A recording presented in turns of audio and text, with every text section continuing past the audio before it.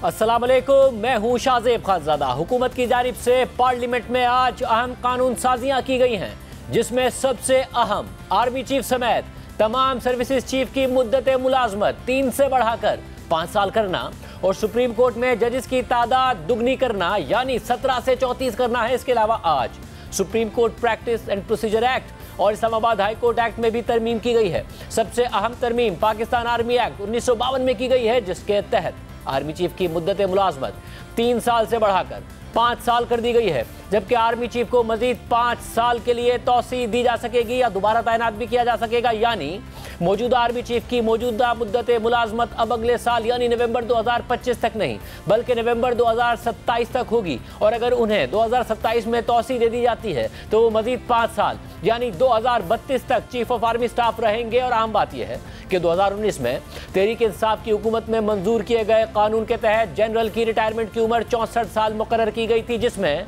Army chief का ओहदा भी शामिल था। मगर अब कानून में तरमीम करके पाकिस्तान आर्मी के जनरल के लिए रिटायरमेंट की उम्र 64 साल करने का जिक्र भी निकाल दिया गया है, और नई तरमीम के मुताबिक आर्मी चीफ अपनी पूरी मुद्दत मुलाजमत के दौरान जनरल के ओहदे पर रहेगा। यही तरामीम चीफ ऑफ एयर स्टाफ और चीफ ऑफ नेवल स्टाफ के लिए भी की गई हैं, यानी अब तीनों सर्विसेज चीफ 5 साल तक अपने ओहदों पर रहेंगे और उन्हें मजीद 5 साल के लिए तौसी भी दी जा सकेगी या दोबारा तैनात किया जा सकेगा। ये तीनों बिल्स वजीर दिफा ख्वाजा आसिफ ने कौमी असम्बली में पेश किए, जो अपोजिशन के शोर शराबे के बावजूद कसरत राय से मंजूर कर लिए गए। इसके बाद सेनेट में भी ये तरामीम पेश की गई और वहां भी अपोजिशन के शोर शराबे के बावजूद कसरत राय से मंजूर कर ली गई। इसके अलावा सुप्रीम कोर्ट नंबर ऑफ जजेस एक्ट में भी तरमीम करके सुप्रीम कोर्ट के जजेस की तादाद चीफ जस्टिस के अलावा 33 करने की मंजूरी दे दी गई है, यानी चीफ जस्टिस समेत सुप्रीम कोर्ट में 34 जजेस तैनात किए जा सकेंगे। इस वक्त सुप्रीम कोर्ट में चीफ जस्टिस समेत 17 जजेस हैं, जिनकी तादाद दुगनी करके 34 करने की मंजूरी दे दी गई है। तीसरी अहम तरमीम इस्लामाबाद हाई कोर्ट एक्ट में की गई है, जिसके तहत इस्लामाबाद हाई कोर्ट के जजेस की तादाद 9 से बढ़ाकर 12 करने की मंजूरी दे दी गई है। इसके अलावा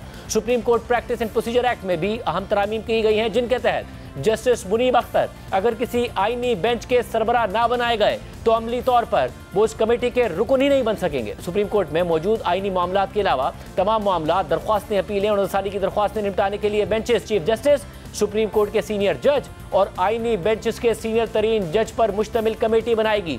आईनी बेंचेस का सीनियर तरीन जज नामजद ना हो तो कमेटी सिर्फ चीफ जस्टिस और सीनियर तरीन जज पर ही मुश्तमिल होगी। अगर चीफ जस्टिस और सीनियर तरीन जज इनफरादी तौर पर या दोनों ही आईनी बेंच में नामजद हो जाएं तो आईनी बेंच का उनसे अगला सीनियर तरीन जज कमेटी का रुकन होगा। अगर कोई रुकन कमेटी में बैठने से इनकार कर दे तो चीफ जस्टिस किसी और जज या आईनी बेंच के रुकन को कमेटी का रुकन नामजद करने का मजाज होगा। इस कानून के मंजूर होते ही कमेटी अपने काम के उसूल तय करेगी। उसूल तय होने तक कमेटी का इजलास चीफ जस्टिस तलब करेंगे। तरमीम के मुताबिक किसी मामले के आईनी होने या ना होने का फैसला आईनी बेंचेस के 3 सीनियर तरीन जजेस करेंगे। कानून साजी की इस कोशिश पर हुकूमत को तहरीक इंसाफ की सख्त तनकीद का सामना है। कौमी असम्बली में कानून साजी के दौरान अपोजिशन ने शदीद हंगामा आराई की और बाद में ऐवान के बाहर मीडिया से बात करते हुए तहरीक इंसाफ के रहनुमाओं ने कानून साजी के तरीक़ाकार पर शदीद तनकीद की। मगर जब सवाल हुआ कि क्या आप आर्मी चीफ की मुद्दत मुलाजमत से मुताल्लिक़ कानून साजी को सुप्रीम कोर्ट में चैलेंज करेंगे, तो मिनिस्टर गौहर खान ने वादे जवाब देने से गुरेज किया, लेकिन अपोजिशन लीडर उमर अयूब ने इस कानून साजी पर तनकीद की।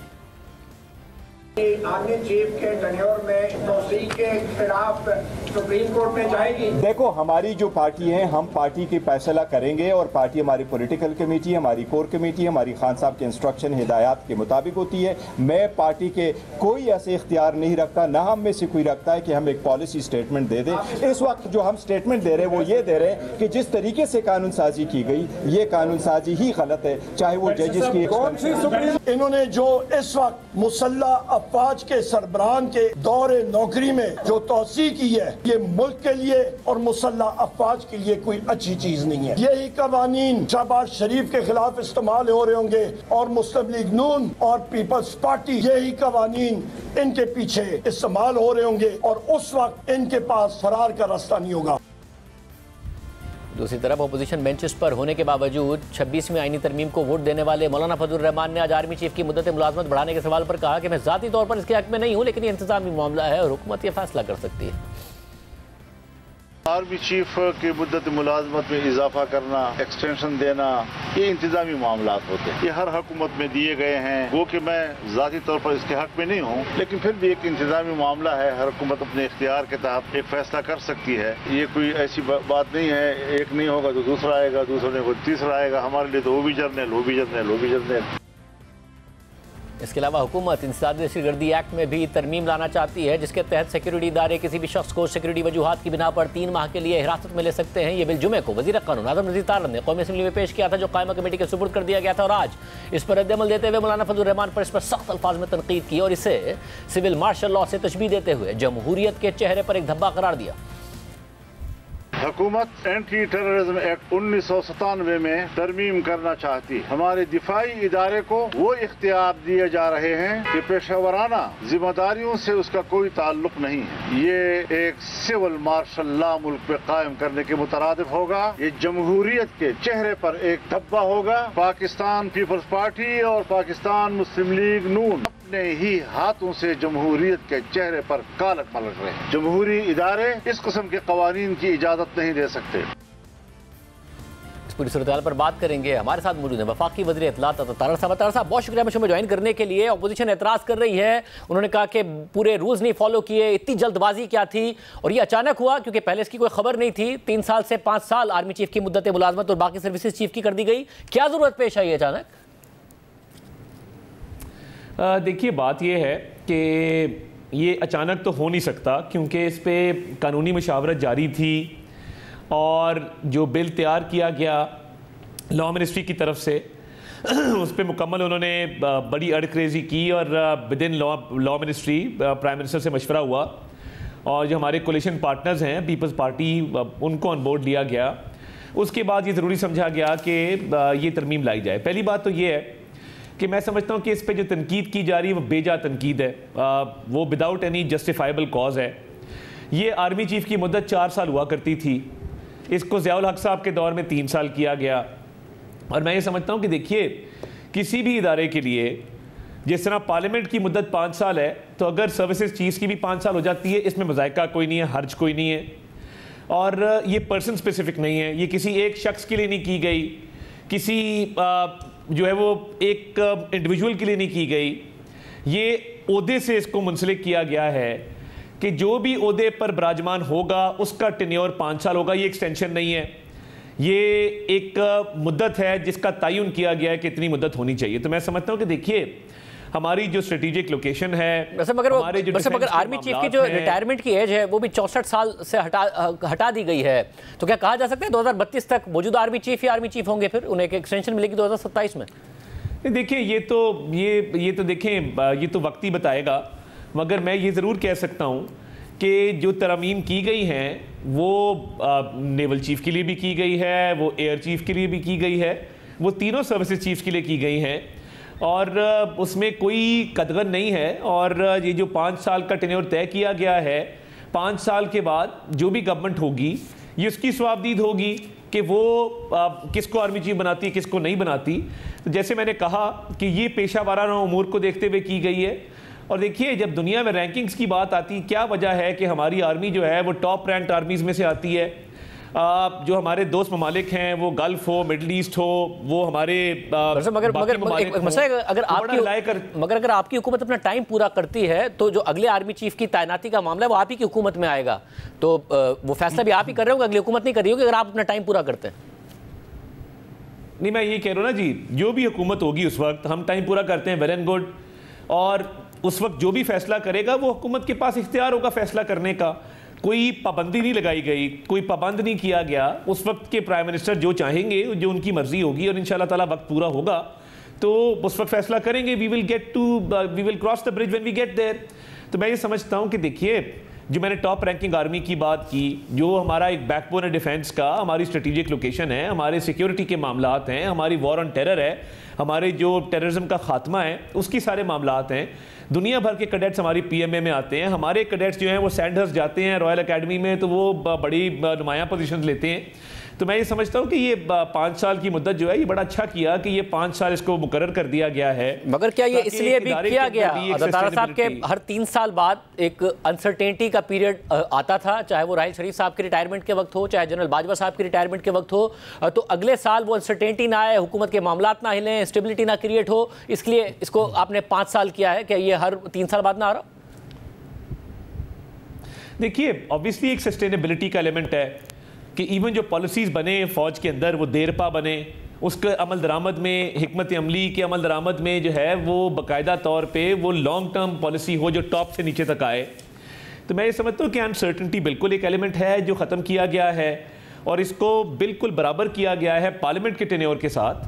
तो इससे मैं समझता हूँ कि ओवरऑल जो इदारों के माबैन भी हमांगी है उसमें बेहतरी आएगी, फ़ौज के जिस तरह मैंने कहा कि पेशावराना उमूर जो है उसमें बेहतरी आएगी, सस्टेनेबिलिटी है, लॉन्ग टर्म पॉलिसीज हैं। मगर जब आप पेशावराना उमूर कह रहे हैं तो जो फौज की अपनी प्रमोशंस वगैरह है, अगर एक लेफ्टिनेंट जनरल बनता है वो 4 साल के लिए बनता है, वो देखता है, तो उसका पर कैसा असर पड़ेगा? वो भी अकॉर्डिंगली एडजस्ट किया जाएगा फिर? नहीं, मेरा ख्याल है कि देखिए उस पर कोई ख़ास असर नहीं पड़ेगा और वो लोग प्रमोट होते हैं, उनका एक अपना सिस्टम है और एक मेरिट बेस्ड सिस्टम है कि हर बंदा जो पीएमए से पास आउट होता है वो लेफ्टिनेंट जनरल के रैंक तक नहीं पहुंचता, सिर्फ अहल लोग पहुंचते हैं, उनके बोर्ड्स होते हैं, रिपोर्ट्स होती हैं, कोर्सेज होते हैं, वॉर कोर्सेज होते हैं, तो उसके बाद कोई जाके जो है वो जो लवाजमात सारे पूरे करता हो वो लेफ्टिनेंट जनरल के रैंक तक पहुंचता है। मैं नहीं समझता कि इसमें कोई बहुत बड़ा फर्क पड़ेगा। तो 64 साल की रिटायरमेंट का क्यों हटाया गया? आप कह रहे हैं पर्सन स्पेसिफिक भी नहीं है, कोई ऐसा मामला नहीं है, 64 साल की जो रिटायरमेंट का था वो क्यों हटाया गया, जो 2019 में ही हुआ था? हालांकि देखिए हम ये समझते हैं कि हुकूमत की स्वाबदीद है वो कब किसको आर्मी चीफ लगाए। और देखिए जिस तरह अदलिया में रिफॉर्म्स लेके आए हैं, पहले फ़ौज के हवाले से 5 नाम आते हैं, उसमें से उनकी मर्जी है किसको लगाएं, कितनी देर के लिए लगाएं। तो मेरा ख्याल है कि हुकूमत के इस इख्तियार को स्ट्रेंथन किया गया है कि हुकूमत के पास जो है वो हर तरह की चॉइस अवेलेबल हो और हुकूमत वक्त इसका खुल के फैसला कर सके। साहब, तहरीक इंसाफ ज़ाहिर प्रोटेस्ट कर रही है, वो तरीक़ेकार पर भी एतराज़ कर रही है, शोर भी उन्होंने मचाया, अभी सवाल का जवाब नहीं दिया उन्होंने आज कि उसको सुप्रीम कोर्ट में चैलेंज करेंगे या नहीं करेंगे। क्यों एतमाद में नहीं लिया, क्यों डिबेट नहीं की? वो कह रहे डिबेट तो करने देते, बात तो करने देते इस पर। देखिए, बात करने का मौका देना चाहते थे, मैं हाउस में था, हाउस में आज काफ़ी लड़ाई भी हुई, हमने बैरिस्टर गौहर को पूरा मौका दिया कि तकरीर करें मगर उन्होंने गवारा ही नहीं किया। हम चाहते थे कि इस पे डिबेट हो, इस पे डिस्कशन हो, इन्होंने इतना शोर मचाया कि फिर हमने भी कहा कि अगर आप लॉ मिनिस्टर की बात नहीं सुनेंगे फिर हम भी आपको तकरीर नहीं करने देंगे। एक दफ़ा अयाज सादिक साहब ने, स्पीकर ने फ्लोर दे दिया बैरिस्टर गौहर को, मगर वो उनके अपने मेंबर ने उनको तकरीर नहीं करने दी और उनके अपने मेंबर ने इतना शोर शराबा किया कि बैरिस्टर गौहर तकरीर नहीं कर सके। ये हमारे पे नहीं है इल्ज़ाम। और दूसरी बात ये कि जब उमर अयूब साहब बात करते हैं आर्मी चीफ के टेन्योर की और एक मेरिट बेस्ड हम लेके आए रिफॉर्म, तो इनको शर्म नहीं आती है? क्या ये कंडेम करते हैं कि जो एक पहले फील्ड मार्शल थे इनके दादा हुजूर, उस हवाले से क्या इन्होंने कभी कंडेम किया है कि वो गलत था?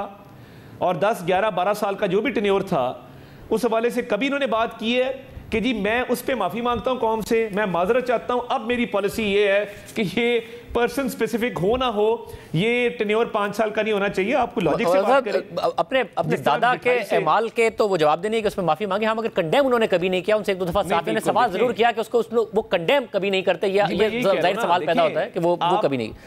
आइडियोलॉजिकली मैं बिल्कुल मानता हूँ अपने दादा के अमाल के बिल्कुल जवाबदेह नहीं है, मगर एक शख्स एक पॉलिसी के बारे में बात करता है और जब उसे कहा जाता है कि यार उसको कंडेम करो पहले मार्शल लॉ को, उसको वो कंडेम नहीं करता, मगर क्योंकि अब उसके लिए पॉलिटिकली कन्वीनियंट है कि वो अब तनकीद करे जो हाउस लेजिस्लेशन कर रहा है, उस लेजिस्लेशन पे एतराज़ है जो अवाम के मुंतखब नुमाइंदे कर रहे हैं, उस मार्शल लॉ पे एतराज़ नहीं है जो दादा हजूर ने लगाया था।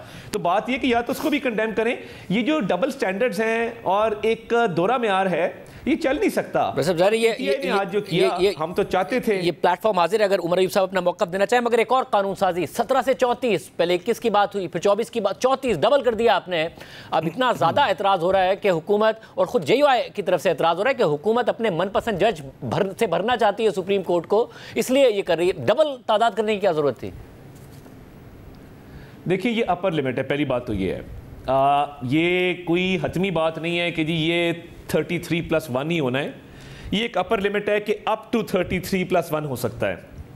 अभी जो केसेस हैं जो सुप्रीम कोर्ट की रजिस्ट्रियां हैं लाहौर, कराची, पेशावर, कोयटा, गैराबाद हैं, और किसी का खुशदार में केस होता है, पंजगूर में केस होता है, राजनपुर में केस होता है, वो ऑल द वे ट्रैवल करके आते हैं इस्लामाबाद कई दफ़ा अपने केसेस को आर्ग्यू करने के लिए, अपने केसेस में इंसाफ लेने के लिए। तो अगर ये तादाद बढ़ाई गई है, ये उस पेंडेंसी को देख के बढ़ाई गई है कि जब पेंडेंसी 60,000 से ऊपर हो तो फिर कोई ना कोई तादाद तो बढ़नी चाहिए ना। या ये तय है कि जी ये 17 लोग इसका फैसला करेंगे और ये 17 लोग ही होने चाहिए, चाहे केसेस की तादाद जितनी मर्जी बढ़ जाए। दुनिया के तमाम इदारों में छुट्टी नहीं होती, इधर मौसम गर्मा की छुट्टी है, मौसम सरमा की छुट्टी है। तो फिर देखिए बिल्कुल केसेस की पेंडेंसी की से मुताबिकत रखते हुए ये तादाद बढ़ाई जाएगी। कानून में एक अपर लिमिट दी गई है। मगर 61,000 केसेस की पेंडेंसी है सुप्रीम कोर्ट में, 22 लाख केसेस की पेंडेंसी है लोअर कोर्ट्स में, वहां तो कोई कुछ नहीं कर रहे आप। और हाई कोर्ट्स में इस वक्त असामियां मौजूद खाली हैं, हालांकि जजेस तैनात हो सकते हैं, वो कानून साजी की जरूरत नहीं है। तकरीबन 47 असामियां हाई कोर्ट्स में खाली हैं, मगर सुप्रीम कोर्ट की क्यों इतनी फिक्र है हुकूमत को? देखिए बात यह है कि सबसे कम तादाद जो है जजेस की या इस्लामाबाद हाई कोर्ट में या सुप्रीम कोर्ट में है। If I am not mistaken Lahore high court की तादाद भी जो है वो 40-45 से ऊपर है। उधर भी जजेस का जो है उधर बेंचेस भी फाल हैं, भावलपुर बेंच हो, मुल्तान बेंच हो, रावलपिंडी बेंच हो, तो वहाँ पे तो एक सिस्टम चल रहा है। बट यहाँ पे रजिस्ट्रियाँ चलती नहीं हैं जो प्रोविंशियल हेडक्वार्टर्स के अंदर हैं।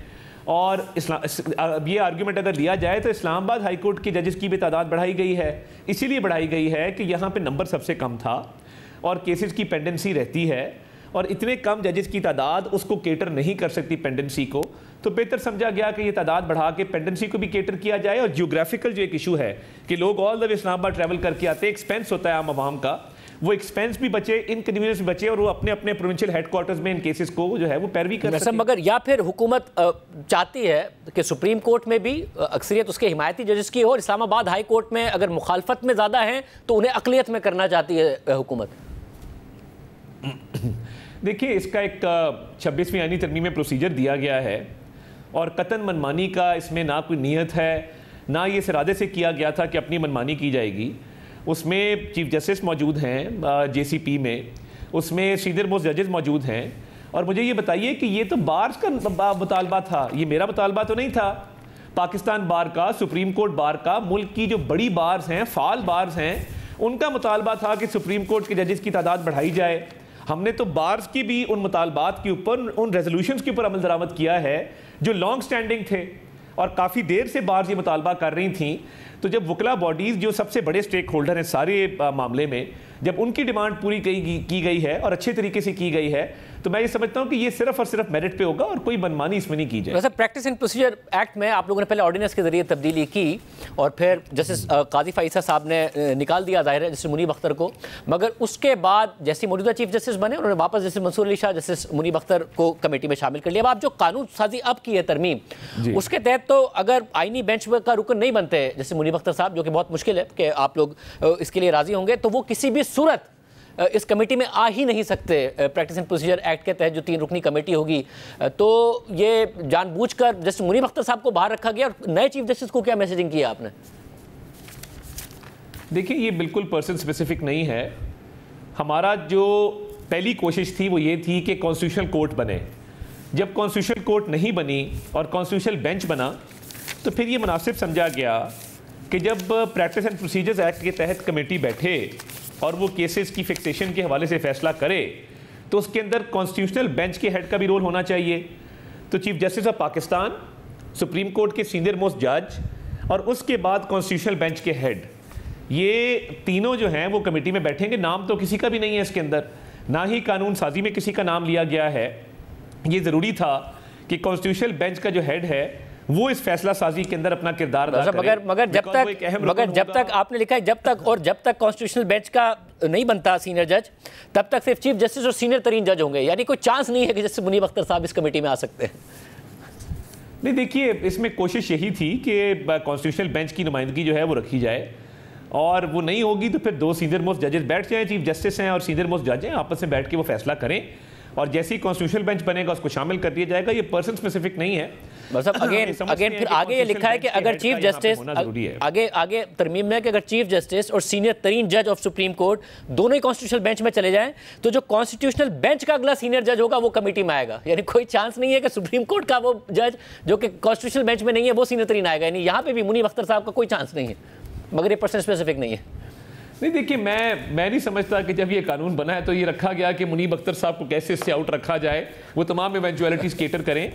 सिर्फ कॉन्स्टिट्यूशनल बेंच की रिप्रेजेंटेशन, क्योंकि हम चाहते थे कि कॉन्स्टिट्यूशनल बेंच का एक अहम रोल है, उनके पास अहम केसेस होंगे, केसेस की फिक्सेशन की कमेटी से उनको आउट करना मुनासिब नहीं था, तो इसलिए ये फैसला किया गया। मैं नहीं समझता कि ये मुनीब साहब को जो है वो जहन में रख के या उनकी तस्वीर वहाँ पे लगा के ये फैसला किया गया है कि इनको हर सूरत में बाहर रखना है, ऐसा है नहीं। मगर और इसके अलावा एक और जो तरमीम है, मौलाना फजल रहमान साहब ने इस बात पर तो नहीं एतराज़ किया, उन्होंने कहा मेरा अपना इख्तिलाफ है मगर हुकूमत का इख्तियार है कि वो आर्मी चीफ की मुद्दत मुलाजमत क्या रखना चाहती है। बट एक पर उन्होंने बहुत ज़्यादा एतराज़ किया और वो है जो इंसदाद दहशतगर्दी तरमीमी बिल है कि जो 2016 में ख़त्म हो गया, 2014 में ये बिल आया, आप फिर इसको ला रहे हैं और 3 माह के लिए किसी को भी हिरासत में रखा जा सकता है अदालत में पेश किए बगैर। बहुत शदीद तनकीद की उन्होंने कि जमहूरियत के मुँह पर कालक मलने के मुतरादिफ है ये। इस पे भी गुफ्तगू होगी, ये बिल जब आएगा उस पर बातचीत भी होगी, मगर बात यह है कि खैबर पख्तूनख्वा के सूबे के अंदर जहाँ पे दहशतगर्द तंजीमें दहशतगर्द ऑपरेट कर रहे हैं, अमन को तबाह कर रहे हैं, आए रोज़ धमाके कर रहे हैं, आईडी ब्लास्ट होते हैं, सुसाइड ब्लास्ट होते हैं, हम रोज़ अपने जवानों की अफसरों की लाशें उठाते हैं, शहादतें बर्दाश्त करते हैं, तो कोर्ट्स के पास एग्जिस्टिंग स्ट्रक्चर मौजूद नहीं है इन लोगों को बिहाइंड बाज रखने का।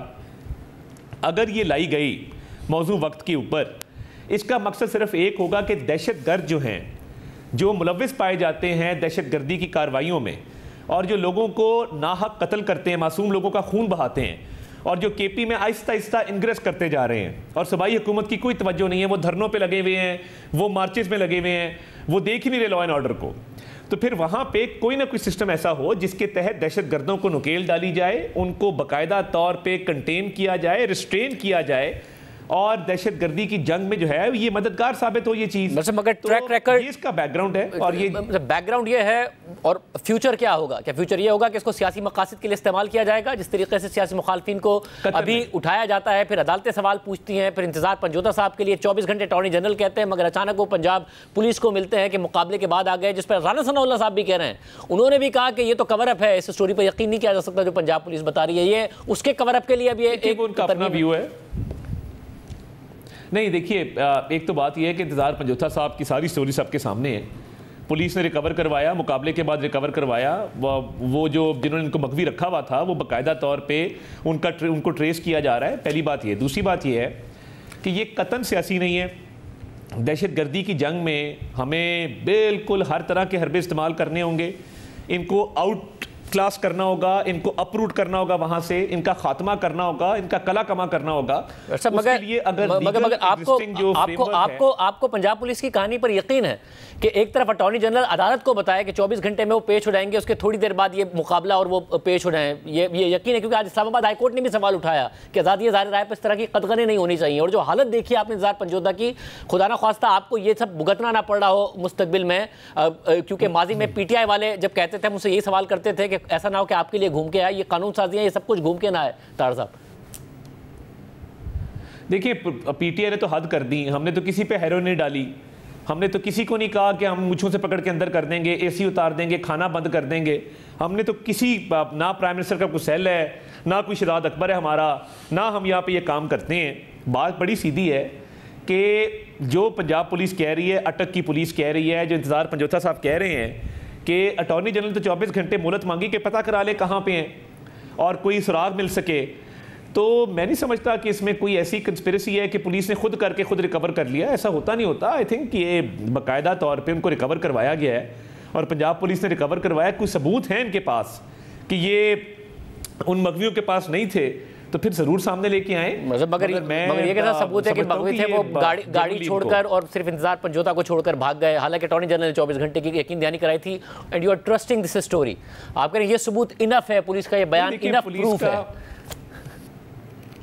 नहीं देखिए, पुलिस का एक बाकायदा उनसे लड़ाई हुई, पुलिस का मुकाबला उनसे हुआ और ये मैं समझता हूँ कि देखिए, अगर पुलिस ने उनको रिकवर करवाया है और इसके अंदर बाकायदा एक एफर्ट की है उनको ट्रेस करने में, तो वो फोरेंसिक सबूत सामने ले आएंगे। मगर अगर टू द कॉन्ट्ररी कोई ऐसा सबूत है जो इस स्टोरी को अदरवाइज प्रूव करे तो पंजोथा साहब इज मोस्ट वेलकम, उनकी पार्टी जरूर सामने लेके आए। बहुत शुक्रिया, हमारे साथ तारा साहब मौजूद थे। प्रोग्राम में आगे बढ़ते हैं। बुशरा बीबी की रिहाई के बाद से पीटीआई और इमरान खान पर डील के इल्जाम लग रहे हैं, मगर इमरान खान और पीटीआई की क़यादत डील से इनकार करते हुए वजाहतें दे रही है। और आज इस पूरी सूरत हाल के दौरान एक गैर मामूली वाक़या सामने आया है। इस्लामाबाद की डिस्ट्रिक्ट एंड सेशन कोर्ट में एक मुकदमे की समाअत के दौरान बुशरा बीबी जज मोहम्मद अफजल मजूगा के सामने रो पड़ी और खुद से होने वाली मुबैना नाइंसाफियों की शिकायत करते हुए कहा कि वो अदालत में नहीं आएंगी। और आज सुबह जब इस्लामाबाद की डिस्ट्रिक्ट एंड सेशन कोर्ट में इमरान खान के 6 और बुशरा बीबी के 1 मुकदमे में जमानत की दरख्वास्त पर समाअत हो रही थी, तो अचानक खुद बुशरा बीबी रोस्टम पर आ गई और मौक़िफ़ अख्तियार किया कि मैं 9 महीनों से इंसाफ की कुर्सी पर बैठे हुए मुंसिफों की नाइंसाफ़ी का शिकार हूँ। इमरान खान और मुझे नाइंसाफ़ी करके सज़ा दी गई, इंसाफ तो है ही नहीं, मैं इंसाफ के लिए नहीं आई। इस दौरान बुशरा बीबी रो पड़ी और मजीद कहा कि मेरा कंबल और दीगर सामान गाड़ी में है। अदालत बेशक मुझे जेल में डालना चाहती है तो डाल दे, जब आप कहेंगे मैं जेल जाने को तैयार हूँ। हमारे वकला समेत तमाम वकला सिर्फ वक्त ज़ाया करते हैं। जो शख्स अंदर बैठा है क्या वो इंसान नहीं है? किसी जज को नज़र नहीं आता? मैं अब इस अदालत में नहीं आऊँगी, यहाँ सिर्फ नाइंसाफ़ियाँ होती हैं। समाअत के बाद अदालत ने इमरान खान और बुशरा बीबी की तोशाखाना में जाली रसीदें जमा कराने से मुतालिक मुकदमे में बुशरा बीबी की दरख्वास्त से जमानत पर फैसला महफूज कर लिया, जो 18 नवंबर को सुनाया जाएगा। 18 नवंबर को ही इमरान खान की जमानत की दरख्वास्तों पर भी दलाइल तलब कर लिए गए हैं और इमरान खान को वीडियो लिंक के जरिए हर सूरत में पेश करने का हुक्म दिया गया है। आम बात यह है कि आज इस समाअत के दौरान बुशरा बीबी का रवैया उनकी रिहाई के लिए किसी तरह भी डील के तासुर की बज़ाहिर नफ़ी कर रहा था, मगर दूसरी तरफ कुछ दिनों से खुद इमरान खान ने बिल्कुल मुख्तलिफ रवैया अख्तियार किया हुआ है, जिससे डील या पसे पर्दा पेशरफ से मुताल्लिक कन्फ्यूजन बढ़ती जा रही है। हालिया समातों में इमरान खान या तो बोल नहीं रहे हैं या फिर बहुत मोहतात रवैया अख्तियार कर रहे हैं। आज भी अडयाला जेल में 190 मिलियन पाउंड की केस की समाअत हुई, जिसमें इमरान खान और बुशरा बीबी दोनों मौजूद थे, मगर आज फिर बुशरा बीबी के मरकजी वकील गैर हाजिर रहे, इसलिए आखिरी गवाह पर जिरा नहीं हो सकी और अदालत ने समाअत 6 नवंबर तक मुलतवी करते हुए वार्निंग दी है कि अगर आइंदा समाअत पर जिरा ना की गई तो जिरा का हक ख़त्म कर देंगे। मगर सबसे अहम बात यह है कि जियो न्यूज़ के नुमाइंदे शब्बीर डार के मुताबिक इमरान खान ने आज भी सहाफ़ियों से गुफ्तगू नहीं की और खामोश रहे। इससे पहले गुज़िश्ता कुछ समाअतों में भी इमरान खान सहाफ़ियों से गुफ्तगू नहीं कर रहे थे, मगर हफ्ते को उन्होंने सहाफ़ियों से बात की। लेकिन शब्बीर डार के मुताबिक उस समाअत में भी इमरान खान ने बहुत मोहतात और कंट्रोल्ड गुफ्तगू की, ना एस्टैब्लिशमेंट पर कोई इल्ज़ाम लगाया और ना ही कोई सख्त ज़बान इस्तेमाल की, लेकिन ये ज़रूर कहा कि ये समझते हैं कि मैं टूट जाऊँगा या डील कर लूँगा, मगर ये किसी गलतफहमी में ना रहें। फिर कल इमरान खान के एक्स अकाउंट से उनका पैगाम जारी किया गया, तो उसमें भी इस्टैब्लिशमेंट पर बराह रास्त तनकीद इल्ज़ामात नहीं लगाए गए। ताहम कारकुनों को पैगाम दिया गया कि वो कानून की हुक्मरानी, सियासी कैदियों की रिहाई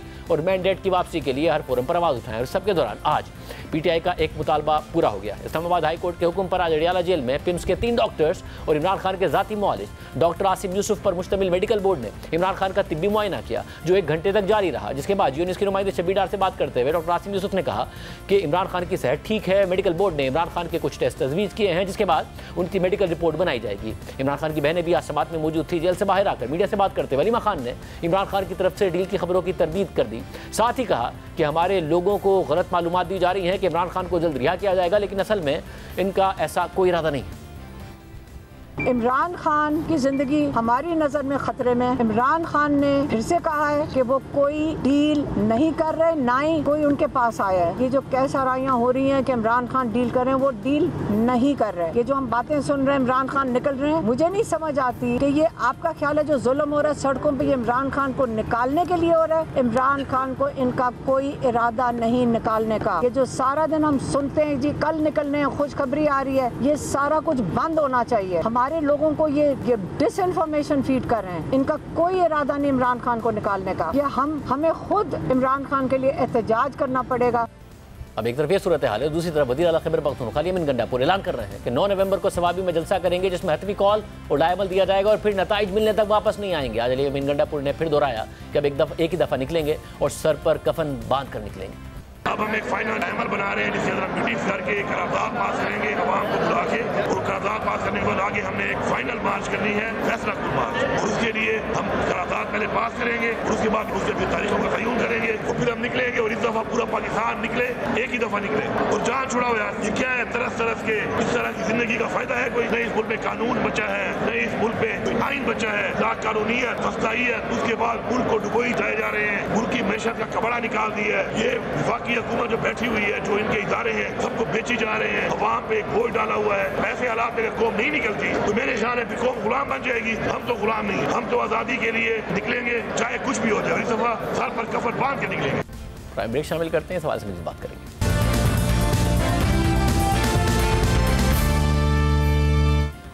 हुकूमत तेज़ी से कानून साजी कर रही है, तहरीक इंसाफ परेशान नज़र आ रही है, मगर साथ में एहतजाज की भी बात कर रही है।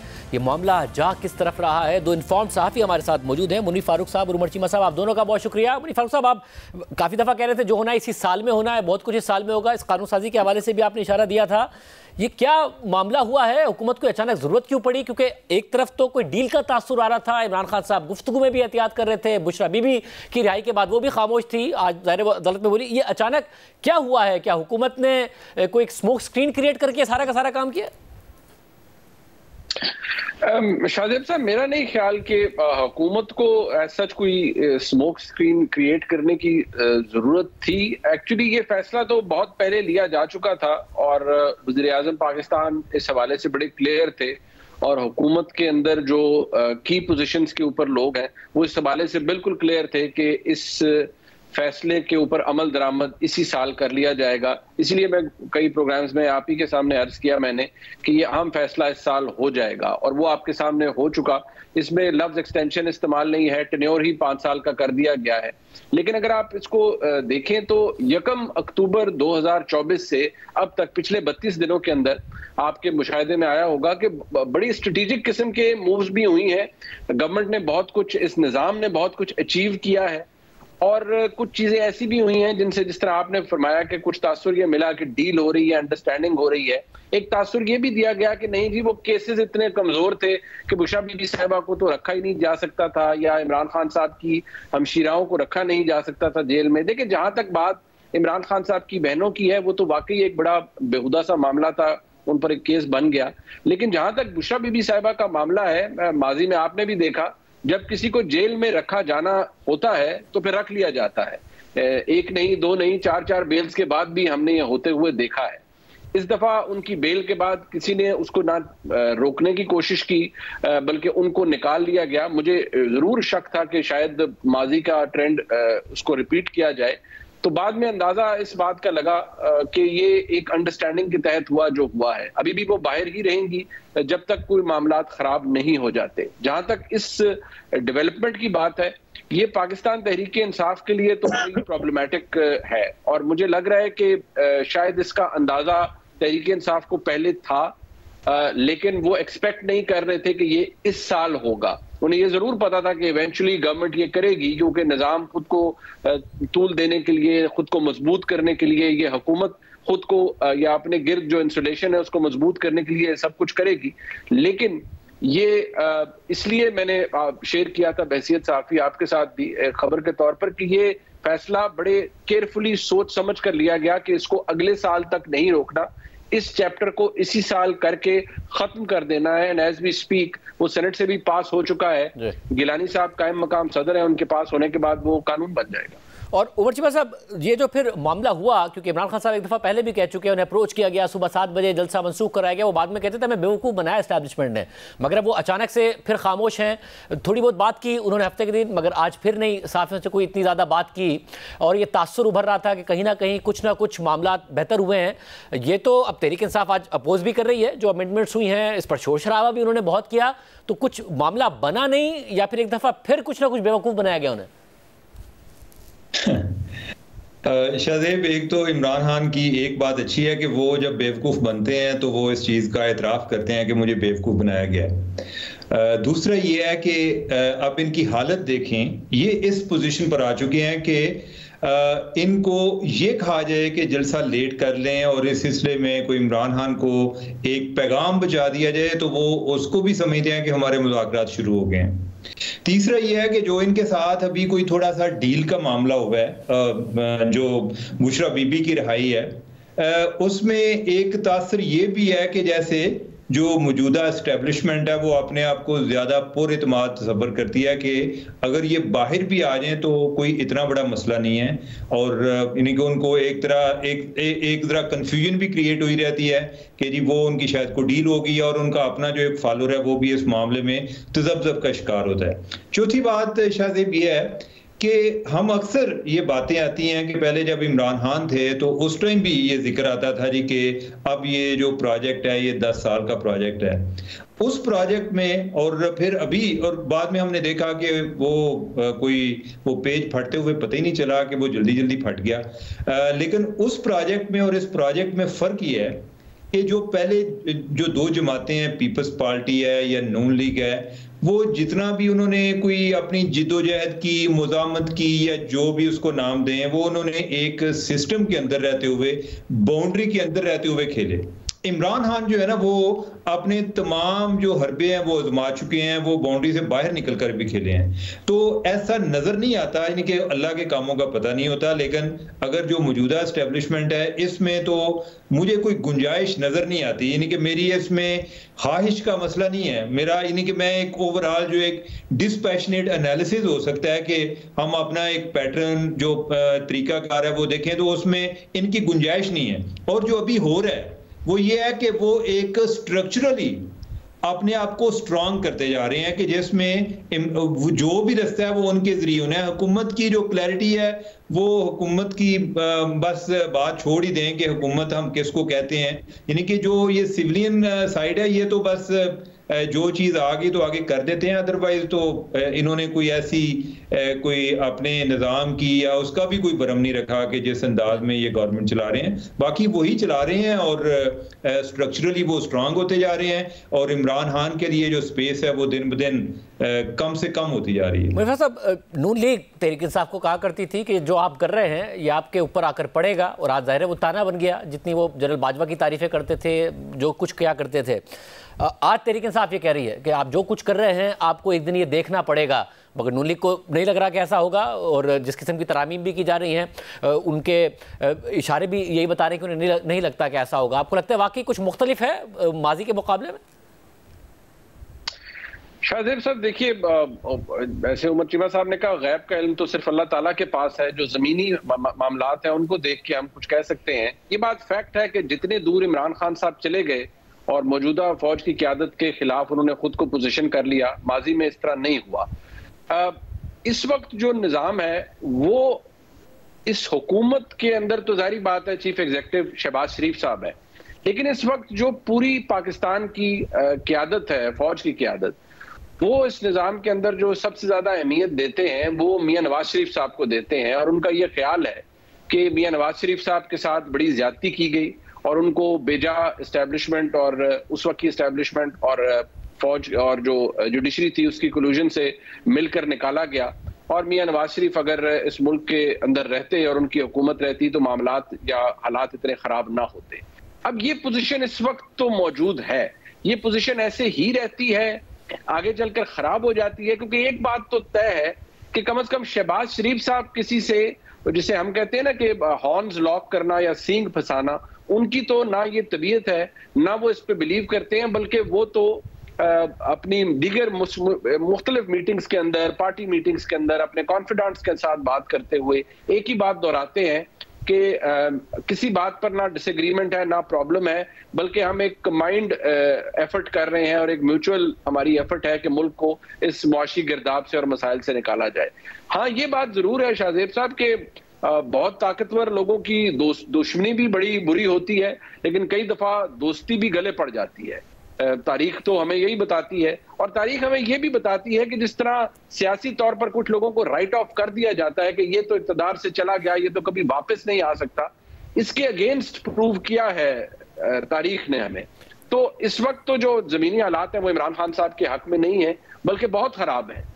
लेकिन who knows some time down the line क्या हो जाए, फर्क कुछ नया पड़ जाए, कुछ नया हो जाए। और उमर चीमा साहब, क्या इसकी जो इम्कान कम नजर आने की वजह यह है कि शहबाज शरीफ साहब के इख्तलाफ होने का कोई इम्कान नहीं है, या फिर यह कि इमरान खान साहब के सुलह होने का कोई इम्कान नहीं है मौजूदा क़यादत के साथ? शाहजेब, मेरे ख्याल दोनों बातें हैं, क्योंकि पहले जब मियां नवाज शरीफ की लड़ाई हुई या उनकी फरागत हुई और उसके बाद इमरान खान आ गए, तो इसी उम्मीद पे लोग जो उनके मुखालफिन हैं वो इसी उम्मीद पे रहे जी कि इमरान खान की लड़ाई हो जानी है। तो जब लड़ाई होगी तो फिर इसका मतलब है कि जो बाकी बाजार में जो बाकी व्यापारी फिर रहे हैं उन्हीं के साथ को उनके साथ ताल्लुकात बनाएंगे या सौदेबाजी होगी। तो अभी जो मौजूदा सूरत हाल है उसमें ये दोनों चीज़ें हैं। एक तो ये है कि इमरान खान जिस एक्सट्रीम तक गए हैं, अब वो जितना जोर लगा सकते थे, जो गालियां दे सकते थे, वो सब कुछ कर बैठे हैं। तो उसके बाद तो कोई गुंजाइश नहीं, और उस लिहाज से उनका जो एक एतमाद का हसारा है वो बहुत ज्यादा है। तो एक तो ये वजह, और दूसरी ये भी है कि मेरे ख्याल है कि शहबाज शरीफ जो है ना, ये पहले वज़ीर आज़म होंगे कि जो 5 साल पूरे करें, क्योंकि इनकी कोई लड़ाई नहीं हो सकता है कि अगर इनको कोई वैसे भी भेज दे तो ये उनसे भी नाराज नहीं होंगे। तो इनके चांसेस नहीं लग रहे, ये मुमकिन नजर ही नहीं आता। यानी कि और मैं उस बुनियाद पे कह रहा हूँ कि जो एक मियाँ शहबाज शरीफ का ट्रैक रिकॉर्ड है, और बेसिकली वो एक लिहाज से रियलिस्टिक भी हैं, यानी कि उन्होंने अपनी कोई लिमिटेशंस को डिफाइन किया हुआ है, और जब अगर उसमें वो प्ले कर रहे हैं तो उनको कोई प्रॉब्लम नहीं है अगर कोई बाकी एरिया जो है यानी कि किसी और पे है। लेकिन ये है कि वैसे जो आज इन्होंने तरमीम की है जो 5 साल की, मेरे ख्याल है कि ये हर शोबा जो है ना टेन्योर वैसे ही 5 साल का होना चाहिए। और जो आर्मी चीफ है, अगर तो ये कर दिया जाए ना कि जो नया प्राइम मिनिस्टर है उसके साथ वही आगे अपना आर्मी चीफ लगाए, तो इस तरह ये भी मुमकिन हो सकता है कि आइंदा कोई ऐसा मसला ही ना हो कि प्राइम मिनिस्टर जो है वो भी 5 साल पूरे करें और आर्मी चीफ जो है उनके भी 5 साल हों। बहुत शुक्रिया तज़किया नाज़रीन, आपने सुना एक और अहम डेवलपमेंट हुई है आज, उसकी तफसीलात आपके सामने रखेंगे एक ब्रेक के बाद। स्टेट बैंक ने आज शरह सूद में मजीद 2.5% की कमी करके उसे 15% कर दिया है, यानी 22% की बुलंद तरीन शरह सूद से अब 7% कमी आ चुकी है। मॉनेटरी पॉलिसी कमेटी के मुताबिक महंगाई में तवक्कात से ज़्यादा तेज़ी से कमी आई है। स्टेट बैंक के मुताबिक सितंबर में महंगाई 6.9% और अक्टूबर में 7.2% रही, जबकि डिमांड के नीचे आने के साथ साथ ग़िज़ाई अशिया की बेहतर सप्लाई, बैनुल-अक़वामी मार्केट में तेल की कीमतों में कमी और हाई बेस इफेक्ट ने महंगाई नीचे लाने में अहम किरदार अदा किया, और इन अवामिल की वजह से आने वाले माह में महंगाई में मजीद कमी की तवक्को है। और इस माली साल के लिए महंगाई की शरह 11.5% से 13.5% के टारगेट से बहुत कम रहने की तवक्को है, जबकि तरक्की की शरह टारगेट से बेहतर रहने की तवक्को है। और इस माली साल में तरक्की 2.5% से 3.5% के दरमियान रहेगी, जबकि बरामदात और तरसीलाती दर में इजाफे की वजह से पहली तिमाही में करंट अकाउंट खसारा महज $98 मिलियन रहा है। इन अवामिल के साथ साथ IMF से पहली किस्त मिलने की वजह से स्टेट बैंक के ज़र मुबादला के ज़खायर $11.2 अरब पर पहुंच गए हैं, जबकि पूरे माली साल में बरामदात में इजाफे और तरसीलाती दर में इजाफे की वजह से करंट अकाउंट खसारा GDP का 0 से 1% रहने की तवक्को है। और जून 2025 तक ज़र मुबादला के ज़खायर $13 अरब तक पहुंचने की तवक्को है। मॉनेटरी पॉलिसी कमेटी के एलामिया के मुताबिक इस माली साल की पहली तिमाही में फिस्कल और प्राइमरी सरप्लस आया है। फिस्कल सरप्लस GDP का 1.4%, जबकि प्राइमरी सरप्लस 2.4% रहा है, और इसकी बुनियादी वजह रिकॉर्ड स्टेट बैंक का मुनाफा है, जिससे नॉन टैक्स रेवेन्यू में बेपनाह इजाफा देखा गया है। मगर इसके बरक्स FBR जुलाई से अक्टूबर तक 4 माह का टैक्स टारगेट हासिल नहीं कर सका है, जिसका मतलब है कि पूरे माली साल का टारगेट पूरा करने के लिए ज़्यादा ग्रोथ दरकार है। जबकि शरह सूद कम होने की वजह से हुकूमत की सूद की अदायगी में जो कमी आई है उससे हुकूमत को फिस्कल स्पेस मिलेगा, मगर प्राइमरी सरप्लस का पूरा साल का टारगेट हासिल करना एक बड़ा चैलेंज होगा। जबकि गवर्नर स्टेट बैंक की एनालिस्ट ब्रीफिंग के मुताबिक इस माली साल के लिए 9,800 अरब रुपए की सूद की अदायगियों का तखमीना रखा गया था, मगर अब शरह सूद कम करने की वजह से इस माली साल में सूद की अदायगी टारगेट से 1,300 अरब रुपए कम यानी 8,500 अरब रुपए रहेगी, यानी तकरीबन GDP का 1% कम, जिससे इस माली साल में फिस्कल खसारे को कम करने में मदद मिलेगी। जबकि अक्टूबर में तरसीलाते ज़र $3 अरब से ऊपर रहेंगी और करंट अकाउंट बैलेंस का गुज़िश्ता माह का तसलसल बरकरार रहेगा।